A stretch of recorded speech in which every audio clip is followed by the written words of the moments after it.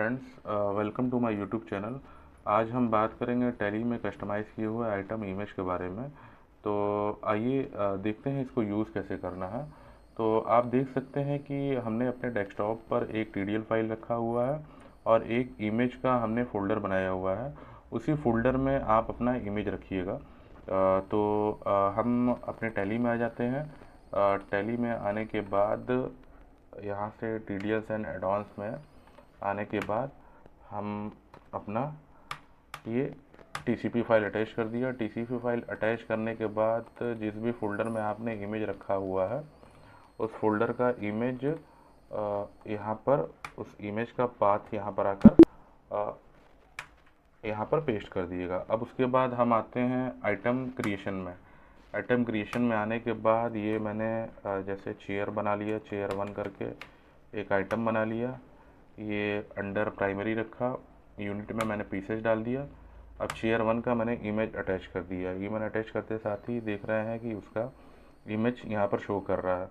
अब एक दूसरा भी चेयर हमने बना लिया। दूसरा चेयर बनाने के बाद दूसरे चेयर का भी जो इमेज है वो भी मैंने अटैच कर लिया।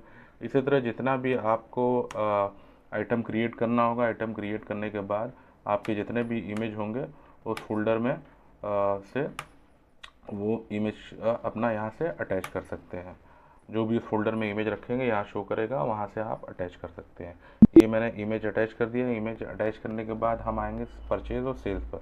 परचेज़ और सेल्स पे आने से पहले आप अल्टर में आएंगे। अल्टर में आने के बाद वाउचर टाइप में आएंगे और परचेज़ और सेल्स में आने के बाद वाउचर टाइप में आने के बाद यहाँ से आप उसका जो इमेज का पैनल है उसको यहाँ से हम यस कर लेंगे।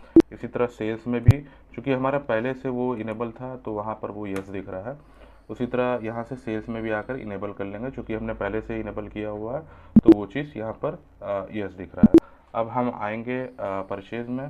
परचेज़ में आने के बाद ये दीपक नाम के एक क्लाइंट से हमने ये चेयर परचेज़ किया। जैसे चेयर 1 मैंने परचेज़ किया। परचेज़ करने के बाद 500 के प्राइस से मैंने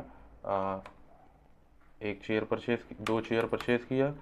फिर 500 के प्राइस से मैंने 2 चेयर और परचेज़ कर लिया। इसी तरह जो जितना भी आपको परचेज़ करना होगा ये परचेज़ आप कर लीजिएगा। ये मैंने परचेज़ कर लिया। अब यहाँ से आपको इमेज स्क्रॉल डाउन करके देख सकते हैं। जैसे ही आप कर्सर ऊपर नीचे करेंगे आपका इमेज यहाँ से शो कर रहा है। यहाँ से जूम करके भी देख सकते हैं। हमने यहाँ पर अब इसको सेव कर दिया। अब हम सेल्स पे आ जाते हैं। सेल्स पे आने के बाद मान ली हमने कैश में सेल्स किया। कैश में सेल्स करने के लिए हमने 1 सेलेक्ट किया आइटम, चेयर 1 1000 के रेट से मैंने सेल्स किया। दूसरा चेयर सेलेक्ट किया, इसको भी मैंने 1000 के रेट से सेल्स किया। तीसरा भी मैंने 1000 के प्राइस से सेल्स कर दिया। यहाँ से भी कर्सर ऊपर नीचे करेंगे तो आपका इमेज चेंज हो रहा है। इसको भी मैंने सेव कर दिया। अब सेव करने के बाद अब आप प्रिंट में भी वो चीज़ देख सकते हैं। जैसे मैंने ये प्रिंट पे हम आते हैं। प्रिंट में आने के बाद जैसे ही आप प्रीव्यू में आएंगे, प्रीव्यू में आने के बाद सेकंड पेज में आप देख सकते हैं जो भी आपने आइटम सेल किया हुआ था उसका इमेज ये आप सेल्स इनवाइस के सेकंड पेज में देख सकते हैं।